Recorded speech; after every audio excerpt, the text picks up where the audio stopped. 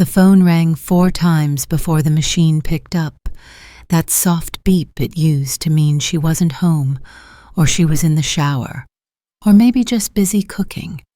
But lately, that beep sounds like something else, something emptier. I listened to it again today. I didn't say anything. I just sat there holding the phone, hearing the silence buzz back at me through the receiver. I've called every week, every Sunday evening after I wash the dishes, after I wipe down the counter, after I sit with my tea and my aching knees. It's become a kind of ritual. I don't know if it comforts me or hurts me more. Maybe both. I used to prepare what I'd say before I dialed. I'd think of a memory to share, or ask how the grandkids are doing, or mention a funny thing I saw on television. I try to sound warm, not lonely, not desperate, not like someone whose entire day pivots around a ring that never comes.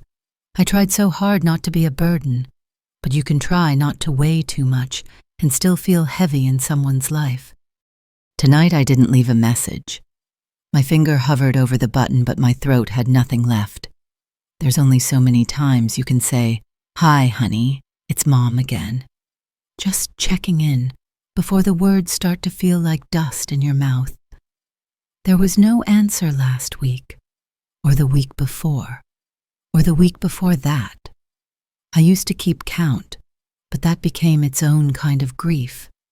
Now I just call, listen to the silence, and hang up, like sweeping the same corner of the house even when it's clean, out of habit, not hope. Sometimes I imagine she's just on vacation. Her phone died. The kids are sick. She's tired. I try to believe those things. It's easier than believing she saw my name flash on the screen and turned away. That she's simply decided I no longer matter. It didn't used to be like this. She used to laugh when she answered, that kind of laugh that said, "Hi, Mom," like it meant something. Like she was glad. Like she still needed me in her world. But now it feels like I'm calling from a different planet. A place where old women speak into empty lines and wait for echoes that never come. I keep the phone nearby just in case. Always charged, always on loud. I bring it into the bathroom when I bathe. I sleep with it beside me on the table. I check it even when I know there's nothing new. That blinking light used to mean a message, a reminder, a voice. Now it just reminds me I'm still waiting. I made soup today, the kind she liked when she was little, with carrots cut thin and a splash of fish sauce, just like my mother taught me. I placed a second bowl on the table before I realized how foolish that was. There was no one coming. No knock at the door. No voice down the hallway saying, "Smells good, Mom." I ate slowly, watching the steam rise and curl like smoke from something dying out. I let the second bowl get cold. Sometimes I think I keep doing things like that, making 2 portions, setting out 2 cups just to trick myself into feeling less alone. When did the silence start feeling so loud it fills up the room now? It sits next to me when I drink tea. It follows me to bed. It whispers while I fold her old clothes, the ones she left behind in the closet, a denim jacket she wore in college, a pink scarf I knitted her for winter. They still carry her scent, faint and fading, like everything else. People tell me to give it time, that children come back around, that life gets busy. But they don't see the way I flinch every time the phone rings and it's not her. How I answer too quickly, too eagerly, just to mask the ache when it's a wrong number or an old friend I haven't heard from in years. They don't see the way I look out the window like something might change, like she might remember. But remembering is a choice, isn't it? Some days I wonder what I did wrong.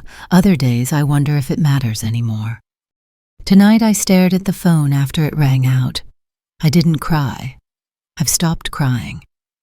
The tears dried up somewhere between call number 20 and 40. What's left now is quieter, something that sinks instead of spills. A heaviness in the chest. a quiet kind of mourning for someone who isn't dead, just distant, alive in the world but absent from your life. That kind of grief doesn't get flowers or condolences. It just gets brushed aside like dust on an unused shelf. Still, I know I'll call again next week. It's what I do. It's all I know to do. There was a time when I didn't have to call. She called me first. Almost every evening around 6 or 7 right after dinner. Her voice would pop through the phone like sunlight through a curtain, cheerful, unguarded, full of little stories from her day. She'd talk about her coworkers, the new neighbor, the way her youngest had spilled juice all over the couch. Nothing important, really. Just pieces of life tossed into my ear like breadcrumbs, and I clung to every one of them because they meant she was thinking of me, that in the big whirl of her busy world, she still carried a corner of it, shaped like me. I remember one night years ago, she called just to tell me she saw a sweater that reminded her of one I used to wear. A silly thing, really. Brown wool with little blue buttons. She said, "Mom, I almost cried in the store." I don't know why. It just made me miss you. I didn't say much, just listened heart-swelling in that quiet, invisible way mothers do. That sweater moment has stayed with me longer than it probably should have, because it meant I lived inside her somewhere deep, where sweaters and smells and childhood memories still stirred. Back then, I didn't need to prepare stories or rehearse what I'd say. She carried the conversation. She wanted to share her life with me. Her laughter would tumble into the room, and I'd find myself smiling without meaning to.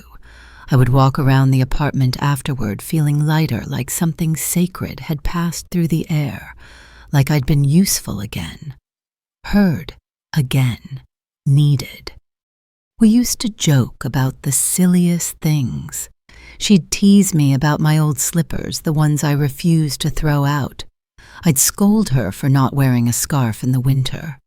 We had a rhythm, she and I, a dance of words, love in motion. And even when she became a mother herself, she never stopped being my daughter. There was still a softness in her tone when she called me Mom. Not the tired, obligatory kind, but the real kind, the child-to-mother kind, the kind that said, "You're still my home." I remember once she called me in the middle of the night, crying overwhelmed, sleep-deprived from the baby's colic. She said, "I don't know how you did it with us. I'm falling apart." I didn't tell her the truth that I had fallen apart many times, but quietly behind closed doors so no one would worry. Instead, I just reminded her that she was doing beautifully. I hummed her a lullaby through the phone, the same one I used to sing when she couldn't sleep.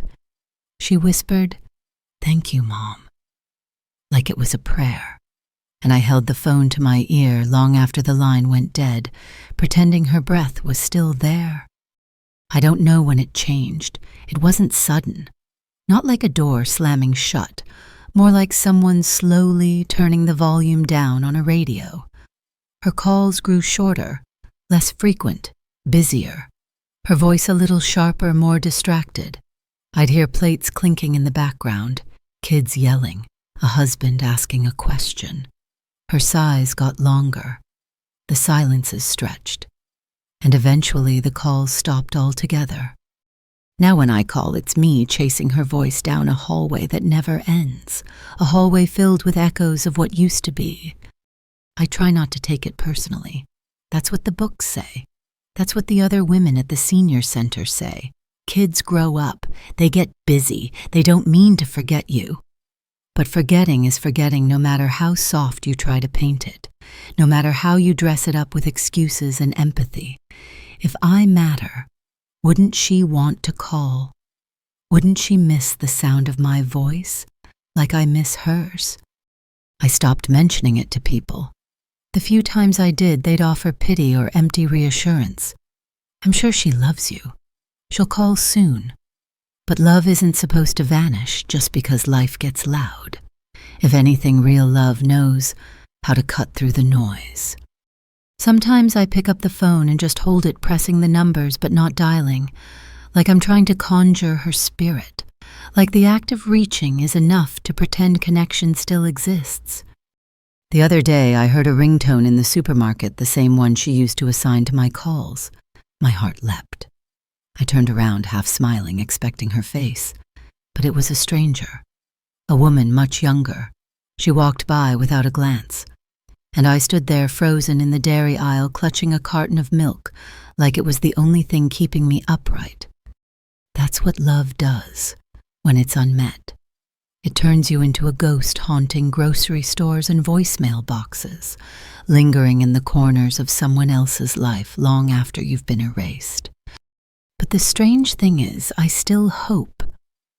Every time the phone lights up, a small part of me believes it's her, that one day she'll call just like before and say something silly and pointless and warm, that she'll call just to say I saw a sweater today that reminded me of you. But for now, the only thing that reminds her of me is nothing at all. It was a quiet Thursday when it happened, not the kind of day that announces itself with thunder or tragedy. Just a regular day, sunlight falling across the kitchen table, a breeze rattling the curtains, the kettle steaming softly in the background. I had just finished folding a small pile of laundry, mostly dish towels and underthings, nothing worth noting. I picked up the phone to call her, like I always did. But that day felt different even before I dialed. My fingers hesitated. There was a weight in my chest, as if I already knew what was coming. Still, I pressed the numbers out of habit, of hope. The line rang. Once, twice, 3 times, then silence. No voicemail. No ringtone. No, sorry, I missed you. Just a dead hush that settled into my ear like a door closing. At first I thought it was a glitch. Maybe her battery had died. Maybe the line dropped. I hung up and tried again, then again. But each attempt was met with the same hollow response, nothing. I set the phone down, confused but not yet worried. She was probably busy, maybe running errands. I kept telling myself things like that all day. I watered the plants, swept the front steps, sat by the window with my knitting. But the phone never lit up, not once. That night I checked our last message thread. It had been weeks. The last thing I'd written was, "Thinking of you today. Love you, always."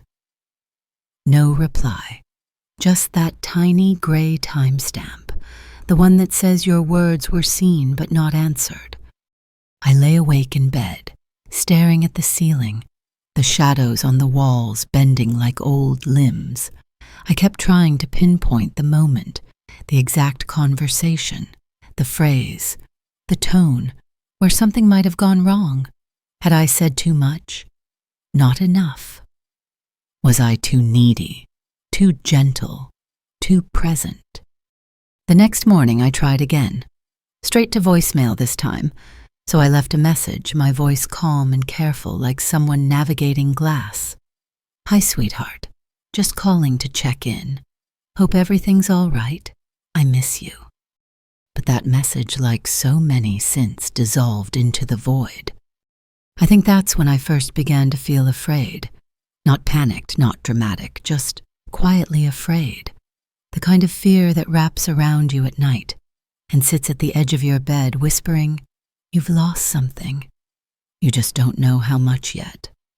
I began checking her social media, something I'd sworn never to do because it always made me feel older, invisible. But desperation has its own rules. I saw photos, smiling faces, outings, a birthday party for the youngest cupcakes, balloons, laughter frozen in pixels. She was there. She looked happy, alive, whole. And I was nowhere. Not even a mention. Not even a mom stopped by. As if I were already a ghost, drifting outside the frame. It wasn't just the absence that hurt. It was the casualness of it. How easily a person can edit you out of their life and still look so complete. Days passed. I stopped calling daily and returned to my Sunday routine. Not because I'd accepted anything, but because routine is sometimes the only way to keep yourself from breaking. A fragile rhythm.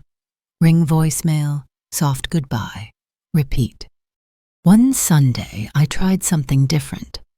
I asked a neighbor's grandson, a sweet boy who helps me with the internet, to check if perhaps I'd been blocked.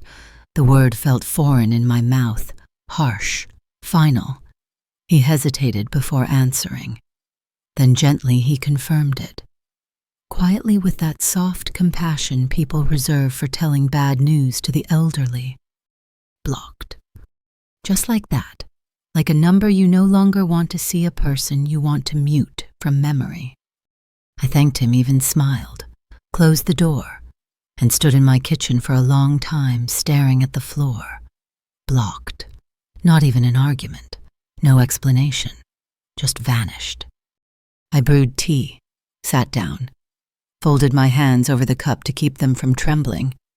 I'd never been blocked before. Not in any sense of the word. Not as a friend. Not as a mother. It felt less like rejection and more like being erased. I didn't cry. There's something about knowing someone chose silence that makes your own grief go quiet too. You start talking to yourself more softly, moving through the house like a visitor, avoiding mirrors, avoiding questions. What did I do? I gave her everything. My body, my time, my years. I carried her through sickness, heartbreak, exhaustion. I gave up jobs, friends, rest. I was the floor she walked on and the roof over her head. And somehow, that turned into too much. But there's something even more painful than being blocked by your own child. It's realizing that maybe they were blocking more than just a number. Maybe they were trying to unsee who you are. Maybe they've built a version of their life where you no longer fit, or worse, where you no longer belong. And still I find myself walking past the phone, pausing beside it, hoping it might ring. Even now, knowing the line has been severed, the heart clings to the impossible. Because a mother's hope is stitched into her bones. It does not vanish when a call goes unanswered. It doesn't dissolve when a number is deleted. It lingers. It waits. It whispers. Just one more ring. Just one more word. Just one more chance to not be forgotten. I still leave voicemails sometimes, even though I know they don't go anywhere. I press the button, wait for the beep, and speak into the emptiness like someone sending messages into space. Maybe I do it for myself now, to hear my own voice, to remind myself that I'm still here, that I still care, that somewhere deep inside me, the love hasn't stopped flowing, even if there's no place left for it to land. Hi, it's Mom. I made that soup you used to like with the mushrooms and the little quail eggs. It came out a bit too salty, but I still ate every drop. I hope you're eating well. Hi, sweetheart. I found your old painting tucked behind the cupboard, the one with the purple house and crooked sun. I used to keep it on the fridge. Do you remember? I think I'll hang it back up. I love you, just in case no one told you today. Simple things, quiet things. I don't beg.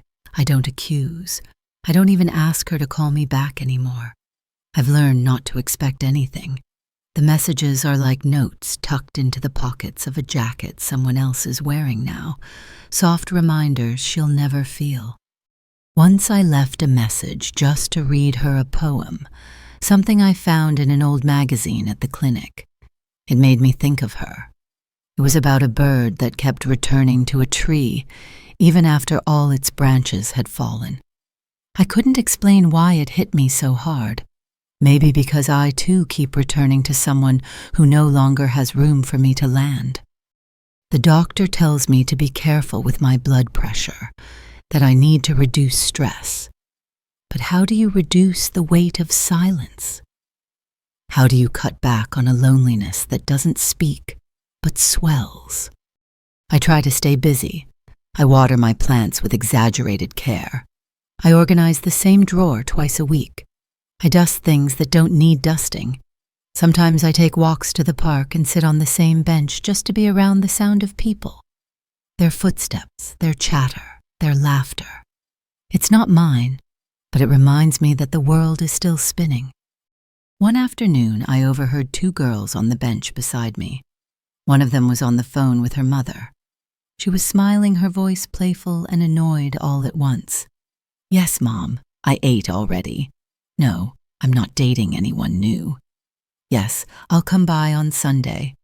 And I just sat there holding my thermos with both hands, pretending not to listen, while my heart ached in the way only a mother's heart can ache, from a place deeper than ribs, deeper than breath. I wanted to say something to her, to tell her how lucky she was, that one day that voice on the other end might stop calling, that you don't always know when the last conversation happens, that one day she might find herself staring at a phone and wishing it would ring with a familiar laugh.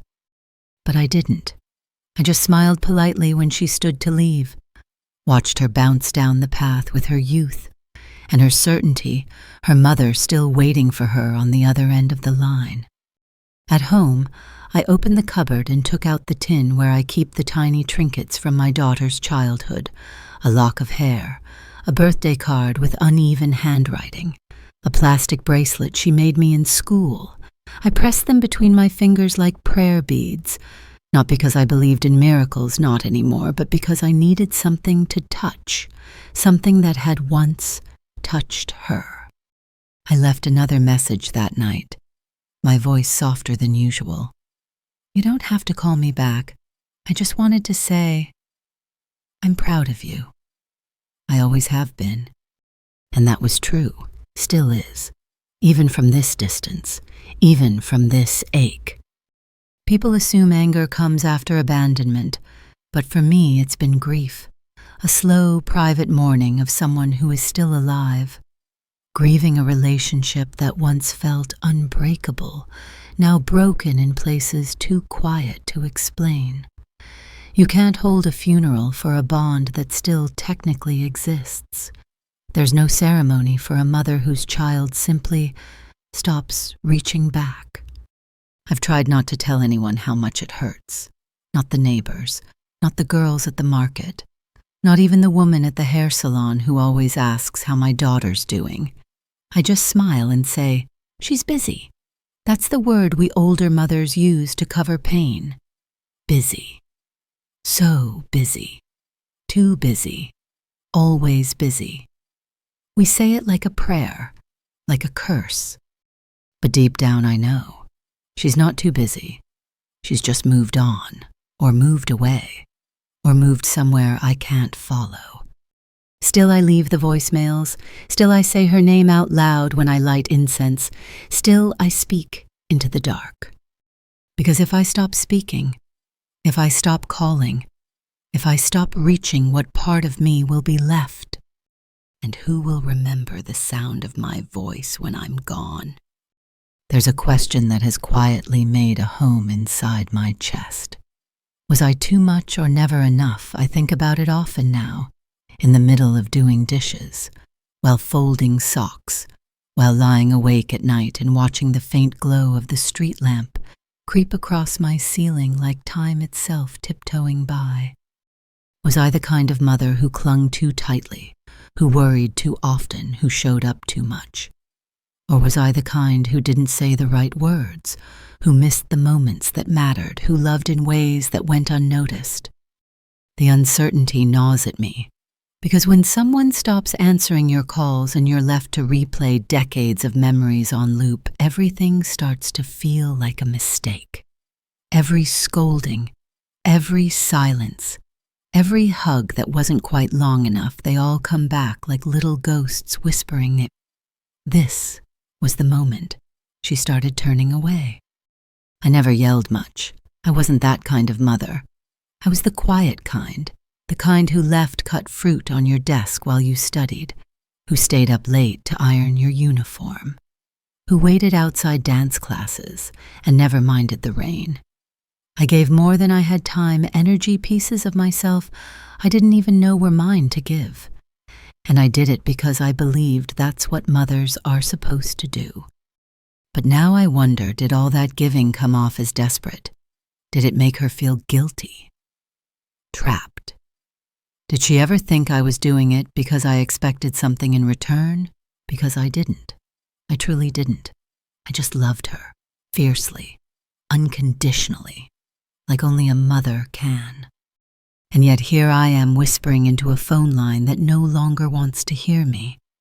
It's strange how silence can make you question your entire life, the kind of mother you were, the kind of woman you are. You start rewriting your own story line by line, until everything good starts to blur at the edges, until even your proudest moments are shadowed with doubt. There's a memory I come back to more than I care to admit. It was the day she left for university. We were in the kitchen standing beside her packed suitcase. She looked so grown, bright-eyed, excited, just on the edge of her new life. I tried to smile to be strong, but my heart was already breaking in a quiet, invisible way. I remember reaching out to fix a strand of hair that had fallen over her forehead. She flinched, not dramatically, just a small motion, a shrug.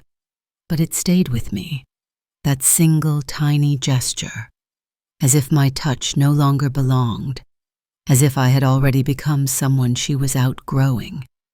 Maybe I read too much into it, but when you're alone, when your only conversations are with dust motes and shadows, small things swell to the size of oceans. I keep journals now, little notebooks filled with letters she'll never read. I don't write them out of bitterness. I write them to preserve my voice, to remember the woman I was, the mother I tried to be. I don't want the silence to be the only thing that defines me. Sometimes I write down the recipes I used to make for her, with scribbled notes in the margins. Add extra sugar, she likes it sweeter. Don't forget to peel the apples all the way. She hates the skins. These notes make me smile even when my heart aches, because they remind me that I knew her once, deeply, intimately, and maybe that counts for something. Other times I write about the little arguments we had, not the big fights, we never really had those, but the small misunderstandings, the time I forgot to knock before entering her room, the time I tried to surprise her by reorganizing her apartment while she was at work. I thought I was helping. She thought I was meddling. We both walked away hurt. Maybe I should have said sorry more often, or maybe I should have stood my ground. It's hard to know now. Everything feels like it's wrapped in fog, every decision blurred by the passage of years and the erosion of closeness. People talk about the bond between mother and child like it's unbreakable, but I've learned that bonds can fray, slowly, silently, like a favorite old sweater you keep wearing even as the cuffs unravel and the threads loosen, until one day you look down and realize you're holding something that barely resembles what it used to be. Still, I wear that sweater. I keep it folded carefully in my closet, because it holds warmth even in its unraveling. And maybe that's what love is in the end. Not perfect, not permanent, but persistent. I don't know if I'll ever hear her voice again, but if I do, I'll say what I always wanted to say, not with anger, not with expectation, just with truth. I never wanted to be too much for you. I just wanted to be enough. It was my birthday when it really sank in. Not because she forgot, not entirely, but because of how quietly she let the day pass. No call, no message, not even a forwarded meme, or one of those generic stickers that people send when they can't be bothered to write. Just nothing. And somehow that kind of forgetting felt worse than if she'd screamed at me or cut me off outright. Because it wasn't anger. It was absence. A cold, clean forgetting. The kind that feels practiced. I made myself a small cake that morning. Nothing fancy. Just the same soft vanilla one I've made every year since I learned how to bake. I even added the sprinkles I always saved for special occasions. I sliced a little square for myself and put the rest in the fridge, even though I knew I wouldn't be sharing it. I set the table like I used to when she was a child, a clean white plate, a folded napkin, a little fork with the tiny blue flower on the handle. That fork had always been hers. She used to call it her princess fork. I'd saved it all these years, polished it every few months. It felt like a ceremony putting it back on the table, like some stubborn hope still lived in me. But the clock kept ticking and the room stayed still. No knock at the door. No phone call lighting up the screen. Not even a mistaken text I could pretend was meant for me. I told myself maybe she was busy. Maybe she meant to call. Maybe she was waiting for the evening. Birthdays are long, a call can still come, I told myself. But as the sun slid down the wall and the sky turned soft and gray, even the maybes started to wilt. I sat at the table long after the cake had gone cold. I took one slow bite at a time, as if chewing carefully could somehow make the moment fuller. But each swallow felt heavier than the last. I used to blow out the candle with her by my side, her little hands clapping, her voice singing too loud. This year, I lit one match, let the candle flicker, and watched the flame until it bent and disappeared on its own. I didn't cry. I think I was too stunned for tears. There's a kind of sadness that doesn't weep, it just settles deep in your bones, like winter, refusing to leave. Later that night, I scrolled through old birthday cards, ones she made when she was little, a crooked drawing of me wearing a crown, a card that said, "To the best mommy in the world, I love you more than candy." The candy part was underlined 3 times. I smiled at that. It was such a big deal for her to say she loved me more than candy. Back then, that meant everything. What happened to that little girl? The one who once cried when I left the room for too long. The one who used to beg me to lie beside her until she fell asleep. The one who would climb into my lap with no warning, just to press her face against my chest and say, "You're warm, like a blanket." I used to be her blanket. Now I'm just a number she blocked. That night I tried to sleep, but my mind was loud. I kept asking myself if I had expected too much. Was it really so terrible to wish for a call, a simple happy birthday? A minute of her day I had given her years, my youth, my health. My hands now swollen from arthritis once braided her hair every morning before school. I didn't want a parade, just a voice, a reminder that I still existed in her world. But the silence that answered me was so complete, it felt like it was rehearsed, like she'd practiced how to forget me until it became muscle memory. And the worst part, I started to wonder if maybe I deserved it. Maybe I smothered. Maybe I loved her in a way that trapped her. Maybe my presence was always just a little too much. I replayed every memory, squinting at them like they were faded photographs, trying to find the crack, the flaw that made her drift. But the truth is, I loved her the only way I knew how, completely. Maybe too completely. A mother doesn't portion love like rations. We pour it, flood it, drown in it. And sometimes that kind of love gets left behind, not because it's bad, but because it's overwhelming. Still on that birthday, sitting alone at the table, I made a quiet decision. I stopped pretending she forgot. She didn't forget. She chose not to remember. And that's a very different kind of pain. The next morning, I pulled out the photo album, the heavy one with the torn spine, the one I keep on the bottom shelf of the old cabinet. It's been touched so many times that the edges of the pages have softened like worn fabric, and the plastic covers barely cling to the pictures anymore. But they're still there, frozen bits of a life I used to know, a love that once felt invincible. I flipped through it slowly, like someone reading a sacred text. Each photo was a small miracle, her, in a yellow raincoat splashing in a puddle, her birthday parties with lopsided cakes, her beaming with 2 missing front teeth, hugging me as if I was her whole world, and maybe for a time I was.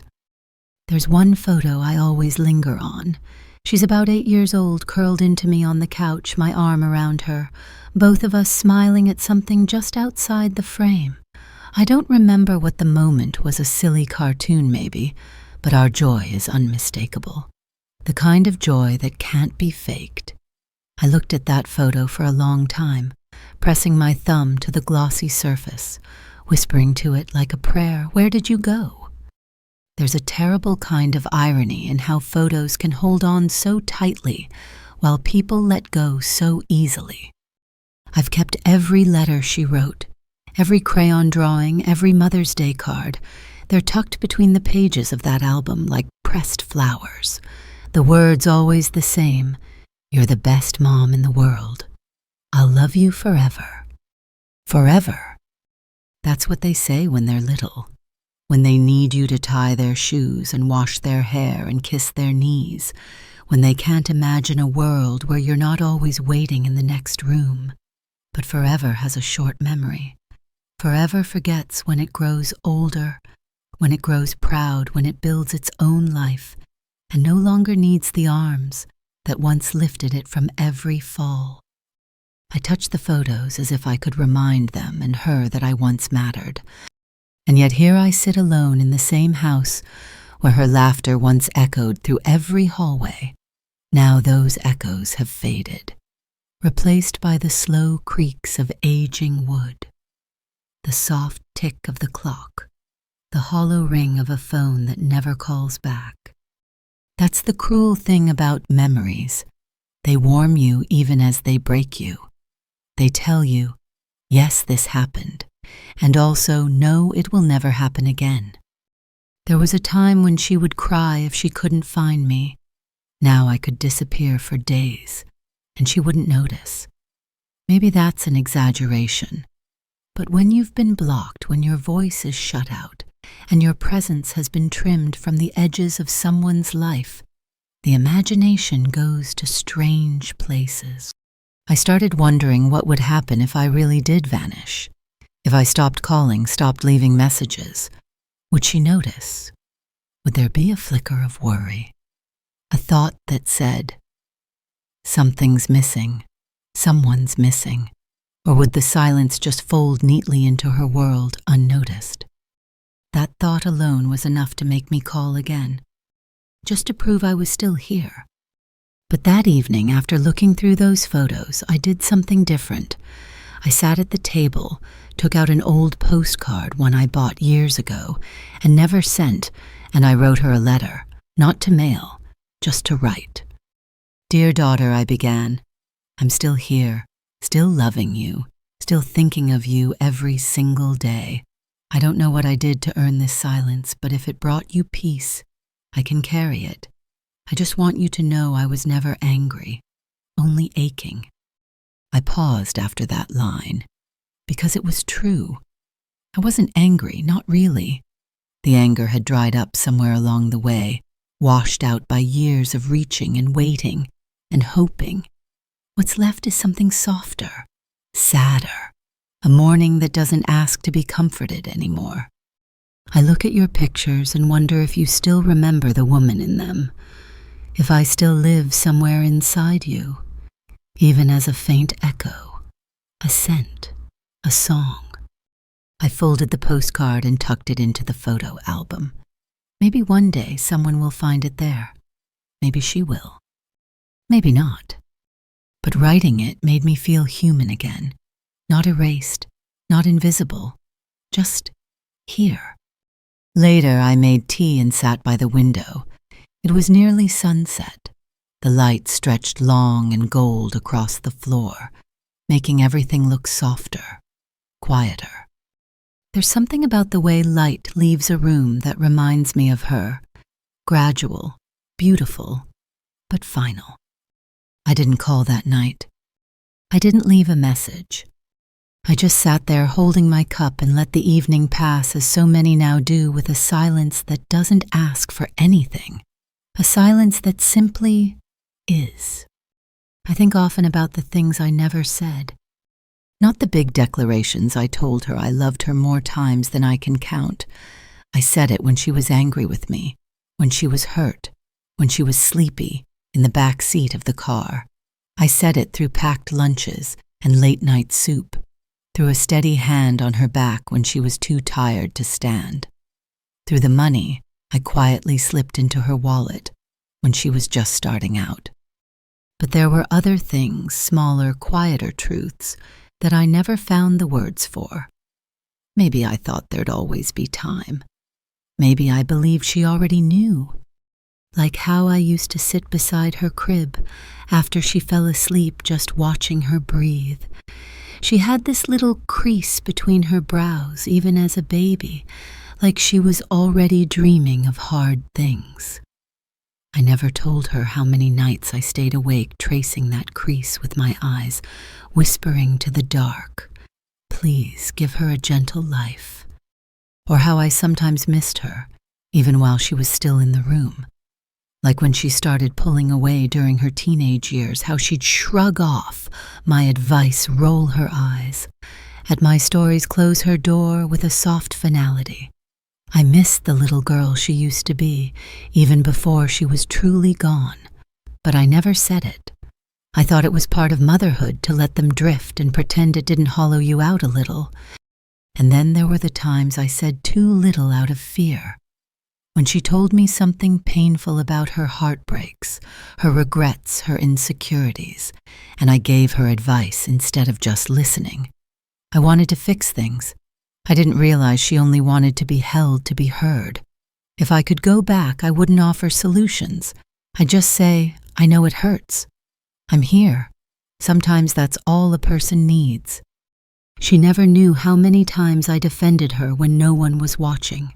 The relatives who criticized her choices, the neighbors who whispered when she moved in with that man. I was the wall between her and the world's harshness. I was her shield, even when she didn't know it, even when she wouldn't have wanted it. I bore the bruises of her life quietly without thanks, because that's what love taught me to do. And still I stayed silent about so many things, not because I didn't want to say them, but because I thought being strong meant being quiet. I thought love meant giving space, not asking for it. I thought she would come back when she was ready, that if I waited long enough, her heart would circle back to mine like a homing bird that simply lost its way. But hearts are strange. They forget more easily than they remember, and time teaches people to live without you, even if you were once everything. I sometimes wonder what would happen if I told her all of this. If I sat across from her, no blame in my voice, no accusation, just quiet honesty. If I told her how I still keep her photo beside my bed, how I still catch myself saving the crusts of bread, the way she used to like them, how I still say her name out loud sometimes, just to hear it. Would she cry? Would she soften? Would she finally see that the silence between us isn't empty? It's overflowing with everything we never said. Or would she look at me with that blank distance I've seen in her recent photos, the one that says, "That part of my life is over. I don't belong to you anymore." Maybe I don't, but I used to. And maybe that's what hurts the most, not the loss itself, but how completely it's been swept away, as if the years we shared were written in chalk, easily erased by time, pride, or weariness. I thought I had more time to speak, to ask, to explain. But now all I have are the things left unsaid, sitting heavy in my chest like stones in a jar. Sometimes I sit in the kitchen holding one of her childhood drawings and I whisper the things I should have said. "You were always enough. I'm sorry I tried to make you more like me. I'm proud of who you became, even if I'm no longer part of your story." The wind outside rattles the windows. The kettle hisses. The world moves on. And I sit there whispering to ghosts that used to be laughter, to shadows that used to call me Mom. Because if I don't say them out loud, I'm afraid they'll vanish with me. And if I vanish with them, still inside me, who will remember? I became very good at making excuses for her. In the beginning, it felt like kindness, a mother's natural instinct to protect her child even from judgment that wasn't really there. When neighbors asked if she visited often, I'd smile and say, "She's just swamped these days. You know how it is, work and kids." When someone at the market asked how she was doing, I'd say, "Oh, wonderful, just busy like always." My voice never shook. I'd even laugh sometimes to make it more believable. But the truth is, the excuses became their own kind of lie. Not just to others, but to myself. I needed the illusion. I needed to believe that her absence wasn't rejection but responsibility. That she wasn't drifting away. She was just treading water in her own chaotic life. That any moment now she'd reach the shore and remember me waiting with dry towels and warm soup. But months went by, then years, and the illusion began to crack. I started noticing things I hadn't let myself see before, like how she still posted pictures of dinner parties, vacations, little trips to cafes. Her world was full of noise, color, laughter, just not with me in it. Not even in the corners, not even as a caption, "Wish Mom were here." I was nowhere, not in her words, not in her world. Still, I made the excuses. To others, yes, but also in the silent corners of my own mind. She's going through something. She doesn't know how to reach out. She's trying to protect herself. She'll come around. But every excuse began to sound more like begging. Begging the universe to please just make her remember who I was. Make her remember the woman who held her during fevers, who stayed up nights with a bowl of cool water and a damp cloth, who watched her sleep to make sure her chest still rose and fell. That's the cruelty of unconditional love you keep offering it long after it's been declined. Some days I would pretend she called. I would rehearse the conversation in my mind. I'd smile, imagine her voice again. She'd say, "Sorry, Mom. Life got away from me. I didn't mean to be gone so long." And I'd answer, "It's okay, baby. I'm just glad you're here. That's all I ever wanted, really. Her presence, her voice, not even her time, just her warmth." But the phone remained still, cold, a rectangular stone on the table. The hardest part wasn't her silence. It was how quickly I learned to live around it. Like someone adjusting to the loss of a limb, I learned how to move without reaching for her. How to fill my days with small repetitive tasks, watering the same plants, dusting the same shelves, watching the same reruns. Not because I loved them, but because they gave shape to the void. I even started lying to myself in softer ways. I stopped saying maybe tomorrow and started saying maybe never, and that's okay. I whispered it like a prayer, a way to survive the day. Maybe never, and that's okay. But it wasn't. Not really. And I think that's why I started to speak less about her. Not because I didn't want to remember, but because the remembering hurt. It reopened something every time, like pressing on a bruise you wish would heal but can't stop touching.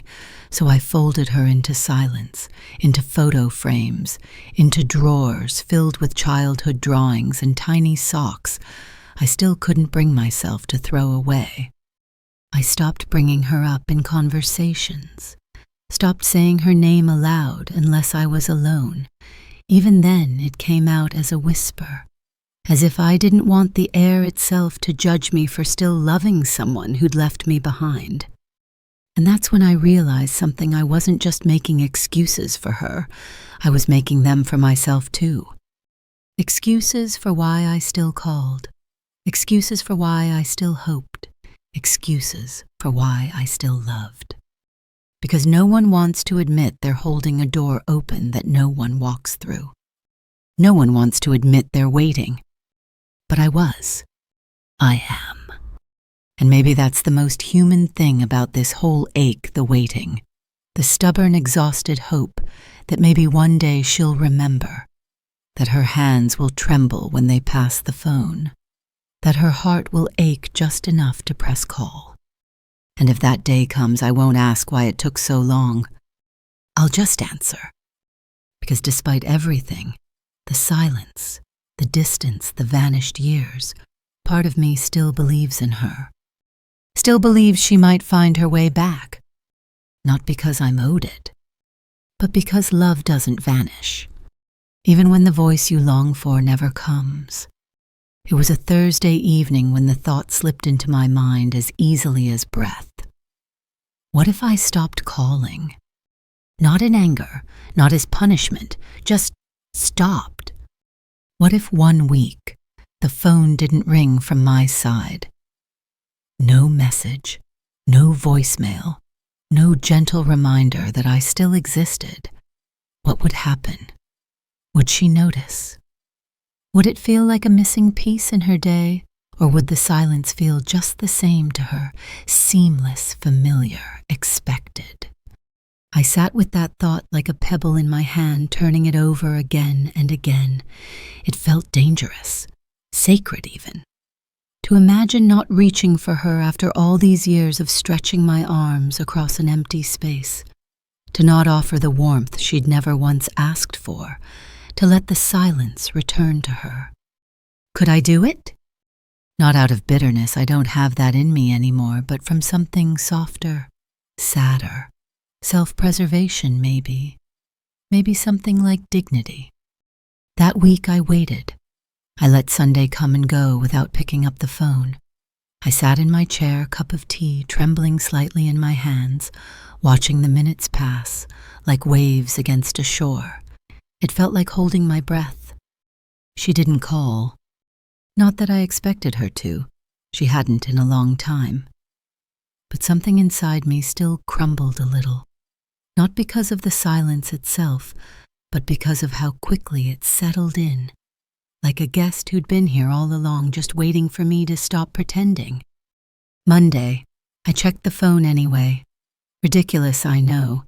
But hope is stubborn even when it's exhausted. Still no missed calls, no messages, no soft apologies tucked into the inbox. Just a blinking screen reminding me that nothing had changed. The strange thing was the world didn't end. The sky didn't fall. My tea still steeped, my house still stood, and I still breathed. That surprised me more than anything. How I could still move through a day even after deciding not to reach for her, like learning to walk again after a limp becomes habit. But the quiet that followed wasn't peace. It was an ache without edges. An ache so quiet it wrapped itself around my bones. I started wondering, not for the first time, if all these years I'd been loving someone who didn't want to be loved the way I knew how. Maybe my calls felt like guilt to her, like obligation. Maybe my voice brought not comfort, but pressure. I hate that idea, but I've turned it over enough times to know it might be true. What if my love, my gentle, persistent reaching, became a weight she didn't know how to carry? That thought hurt more than her silence ever did. And yet I can't change the way I loved her. I won't apologize for it. I mothered with every fiber of my being. I gave not because I expected repayment, but because it's who I am. It's what love means to me. Consistency, presence. Showing up even when you're tired, even when you're hurt, especially when you're hurt. But now, maybe showing up means letting go, not of her, but of the calling, of the waiting, of the slow drip of hope that keeps me tethered to a story that may have already ended. I think of women like me, mothers, grandmothers scattered across the world, sitting by silent phones, wondering where they went wrong when they became invisible. We are everywhere. We fill grocery stores and church pews and park benches, smiling politely, hiding our ache behind recipes and folded napkins and careful hairdos. And most of us will never say it out loud, I miss my child, and I don't know why they stopped loving me out loud. Because that's what silence is, isn't it? A love that no longer knows how to speak. And still we wait. But maybe some silences deserve to be met with silence, not as revenge, but as release. That Sunday I didn't call again. I watched the afternoon turn to gold. I made tea. I wrote in my notebook. I lit a stick of incense and whispered my daughter's name into the smoke, not to summon her, but to let her go just for a moment, to say to the universe, she doesn't belong to me anymore, and neither does the ache. I didn't reach for the phone, and the stillness that followed, it wasn't peace, but it was honest. And maybe that's the first step toward something I've long forgotten how to feel. I didn't raise her to forget me.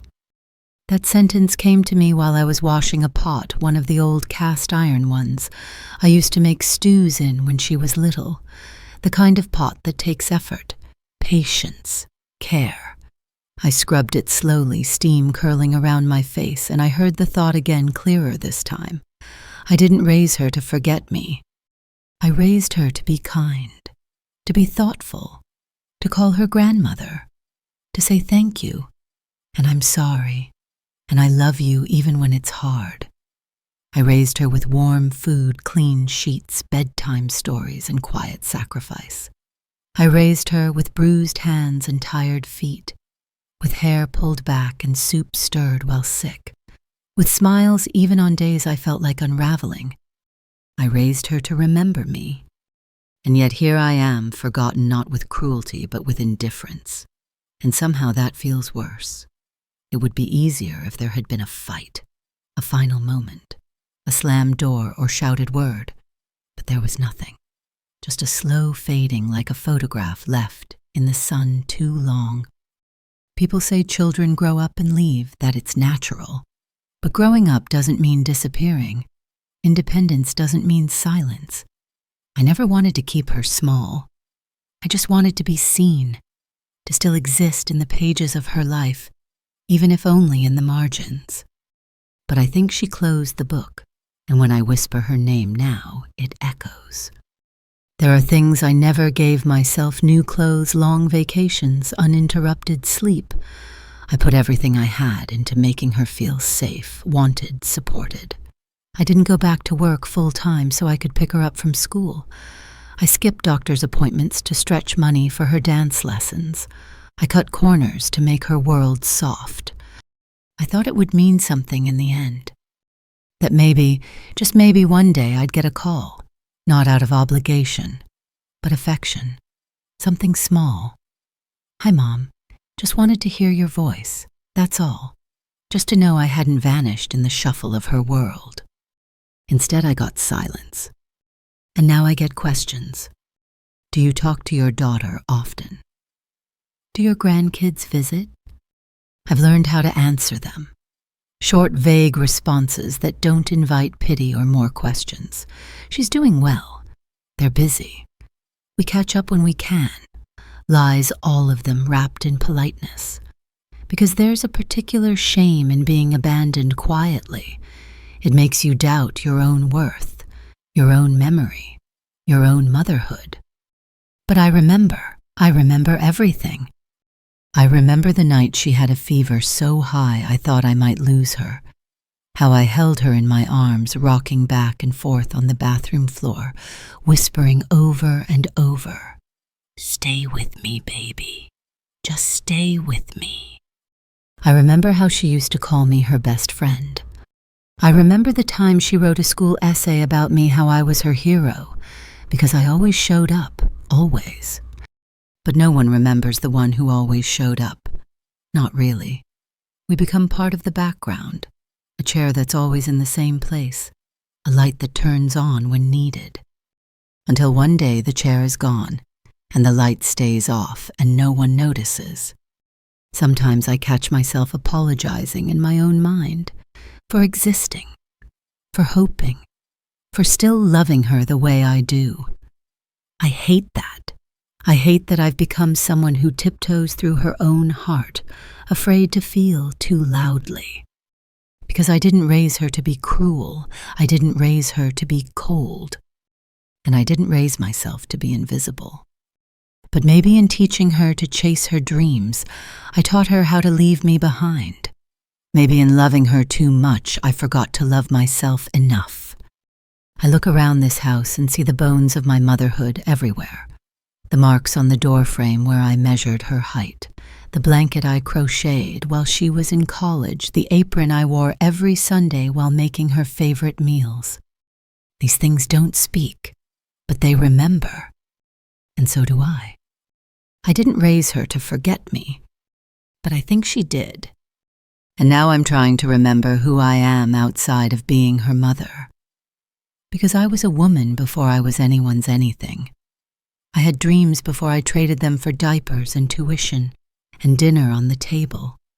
And maybe it's time to find that woman again, not to erase the mother I've been, but to remind myself that I'm still here, still standing, still breathing, still worthy of being remembered, even if she never calls again.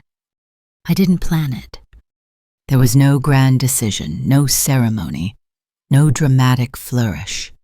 One Sunday evening, I simply placed the phone on the kitchen counter, let it ring once, and then I hung up.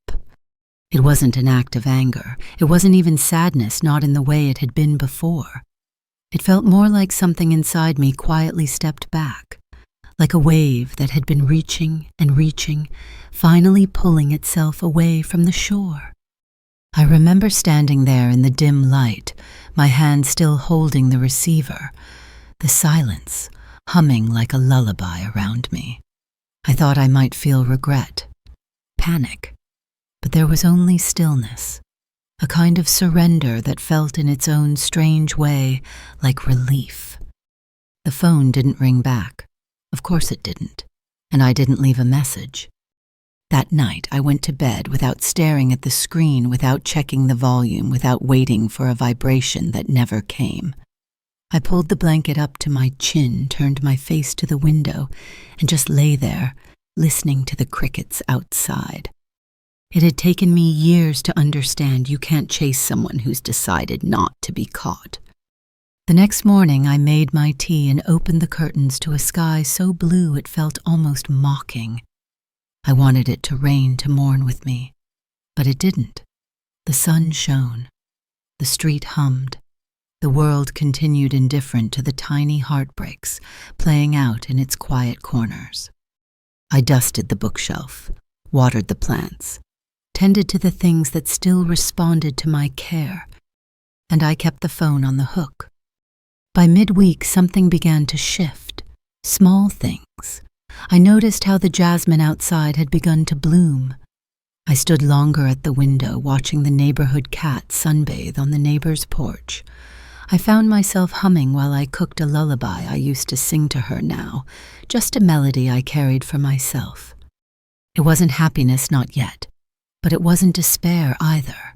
It was space, breath, the soft beginning of something I hadn't felt in a long time, the absence of need. For so long I had measured my worth and how tightly I held on, how many times I called, how many messages I left, how often I reminded her with each ring, I'm still here, I still love you. But now the act of letting go didn't feel like loss. It felt like choosing myself. That realization startled me. How many years had passed since I put myself in the center of anything? Since I cooked what I wanted to eat, watched the shows I liked, without wondering if she'd approve, bought something for myself that wasn't a second-hand thought. So I did something unusual. I went out, just a short walk to the florist. I bought a single rose cream-colored with edges tinged in pink. Not for her, for me. I placed it in a small glass vase on the table where I used to wait for her calls. And for once the space didn't feel like a wound. It felt like a room I could live in again. That evening I sat by the phone not to call but to sit in its presence without trembling. And as I sat there, I whispered to myself, "You did everything you could." Not in a defeated way, but with quiet pride, because I did. I gave her the best of me. I held nothing back. I reached and waited and forgave and tried. I mothered her with every inch of who I am. But I don't have to keep mothering the silence. That Sunday came and went. I didn't call. The next Sunday, too. The phone stayed quiet like a resting animal, not something starving for sound. I started to feel like a person again, not just someone's forgotten mother, a woman who still had a few pages left to write in her own book. I began keeping a journal not for her but for me, not to record what I'd lost, but what I'd begun to find: small joys, gentle routines, the surprising comfort of my own company. I didn't expect her to notice. I didn't even expect her to care. And that too was a kind of freedom. Because the moment I hung up first, not out of pain but peace, something inside me began to heal.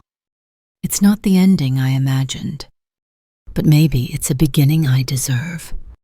There's a world outside my window that I had forgotten. For so long my gaze was locked on that phone, that cold little object that became both altar and anchor, that I missed the life gently blooming just beyond the glass.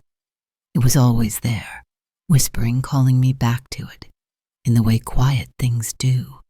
But grief makes you blind, and hope, when misplaced, makes you still. But now, I see it again. It started with the birds. They come to my windowsill each morning, soft-feathered and insistent, pecking at crumbs I hadn't realized I was leaving.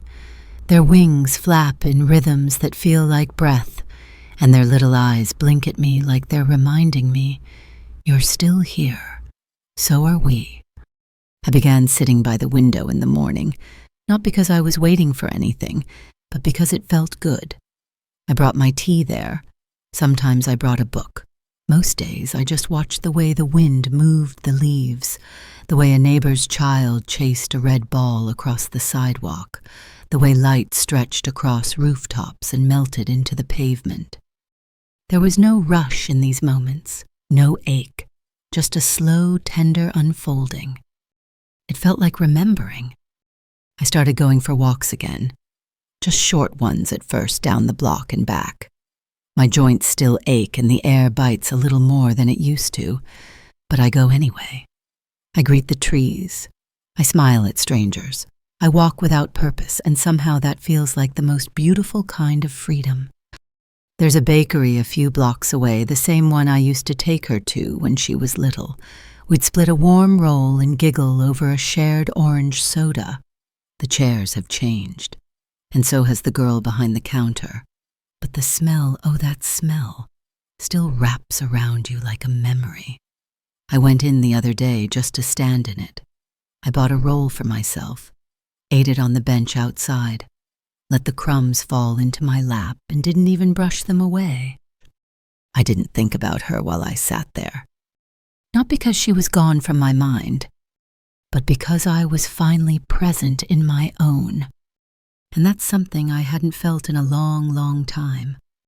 I began to notice things around the house, too. The way the afternoon light lands on the chipped edge of the table, the quiet creak of the floorboards. When I walk barefoot, the way my old sweater still holds the scent of lavender from last spring. These things used to go unnoticed, swallowed by sorrow, but now they feel like companions. Gentle reminders that even in solitude, life goes on. I rearranged the living room last week, moved the armchair to face the window, took down the calendar that hadn't been turned since last year, hung up one of her old paintings, the one with the crooked bluebird and the impossibly large moon. I used to hide it away because it hurt too much to see it. Now it feels like a blessing. A quiet piece of her that still chooses to live here even if she no longer does. People talk about finding peace as if it arrives all at once, but I think it comes in whispers. in the way your breath slows while you're peeling fruit, in the way silence starts to feel like safety, not punishment, in the way your heart doesn't leap every time the phone rings because you've stopped tying your worth to its sound. I still think of her. Of course I do. I probably always will. She's stitched into the fabric of my life, my days, my dreams, my dinner recipes. But now I think of her from a place that doesn't bleed. And that is something close to grace. I've started keeping a vase on the windowsill. Fresh flowers, just one or two. A reminder that beauty doesn't ask permission to grow, that it doesn't wait to be seen, that it's enough just to bloom. Some nights I still whisper her name, not to summon her, just to honor what was. Because even though she may never come back, even though the phone may never ring, I've come back to myself. And that I'm learning is more than enough. I wrote her a letter the other day. Not the kind you send, not one meant to arrive in a mailbox or be opened by human hands. I didn't even put her name on the envelope. Just for you, in my slanted, careful handwriting like I used to write notes for her lunchbox. It wasn't long, just a few lines, but they came from a place so deep inside me I didn't know I could still reach it. I told her the truth, that I miss her, that I forgive her, that I've stopped calling, not because I stopped loving her, but because I started remembering how to love myself. I folded it gently, pressed it between the pages of the photo album, and closed it without ceremony. I didn't cry.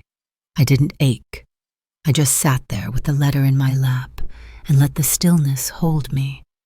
It wasn't a goodbye. It was something softer, a release.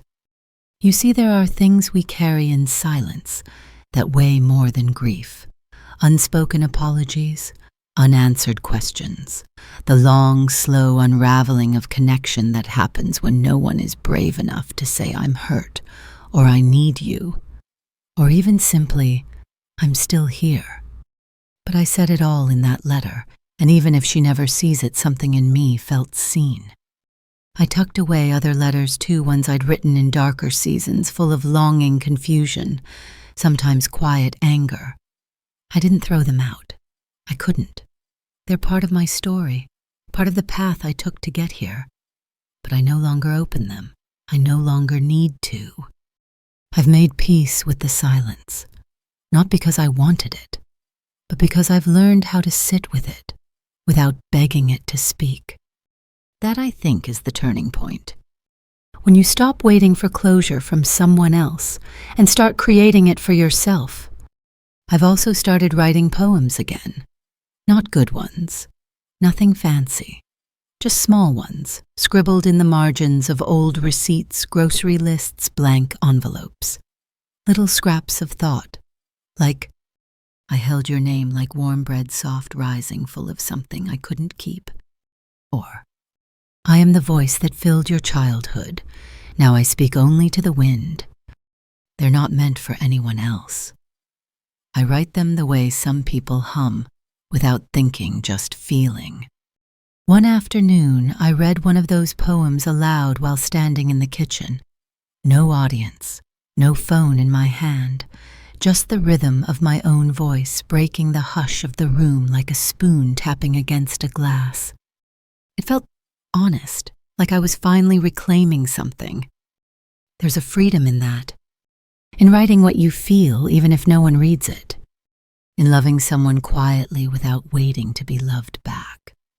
In accepting that not every story needs to be mended, only remembered and honored, and when the time is right, released. I've stopped watching the mailbox now. I don't check my messages with that pinch of hope anymore. If something arrives, it arrives. But I've learned not to live in the waiting. Sometimes we write letters not to reconnect, but to let go of the part of ourselves still holding on. That's what this one was. A letting go, not with bitterness, with grace. I leave the phone off now, not out of defiance, not to prove a point, just because it's quieter this way, calmer, the kind of quiet that doesn't ache like it used to, the kind that feels like an exhale, slow, soft, long overdue. It's tucked in the drawer beside my bed, wrapped in a faded handkerchief, battery drained. I don't reach for it anymore. I don't flinch at the sound of a ring. I don't check it in the middle of the night, hoping a missed call found its way to me in the dark. Instead, I wake up to sunlight, not screens. I start my mornings with warm water and lemon, a stretch of the arms, the simple comfort of my feet touching the floor. There's a peace in rituals like that. Small things that ground you, that say, you are alive, you are enough. I never imagined I'd be someone who could live without that connection, without her voice, her updates, her little check-ins that used to feel like air. But time, I've learned, is a quiet sculptor. It chisels us down until we find the shape of who we really are beneath all that reaching. And who I am now is someone who no longer waits. Not because I stopped loving her, but because I started choosing me. I still think about her. Of course I do. Some loves never leave your body. They live in your hands when you cook her favorite dish in your eyes, when you spot her favorite color on someone else's coat, in your breath, when you whisper her name into the stillness, not to call her back, but to honor the truth that she once was yours. But I no longer let that love define my days. I no longer shape my life around a silence that refused to be filled. And there's power in that. A quiet, dignified power in no longer needing to be heard to know that your voice mattered. In choosing not to call, not because you've given up, but because you've come home to yourself. I spend my afternoons differently now. I sit in the garden longer. I watch the way the wind stirs the old bamboo. I listen to the birds, the rustle of branches, the sound of my own breath unhurried. I knit again, not blankets for others, but scarves for myself. The feel of the yarn between my fingers reminds me that I can still make things with my hands, that I can still give, even if only to me. Sometimes I write her name in my journal. Just her name. It feels sacred that way, like a candle left burning on an empty altar. Not waiting for her to return, just honoring that she was once here. And every now and then I find myself smiling when I think of her. Not sadly, not bitterly, just gently, because no matter what, I loved her well. And now I am learning to love myself with the same tenderness. Not loudly, not urgently, but steadily. That is how I leave the phone off now. Not to forget her, but to remember me. There is a different kind of silence now. Not the hollow, aching kind that waited by the phone with held breath and trembling hands. This silence is softer, wiser, a silence I've learned to live beside rather than against. It no longer feels like something missing. It feels like something I've made peace with, a quiet room where I can finally hear my own heart without apology. I don't move quickly anymore. I don't fill my days with noise just to outrun the stillness. I let things take their time. The tea cooling the breeze coming through the window, the soup simmering on the stove.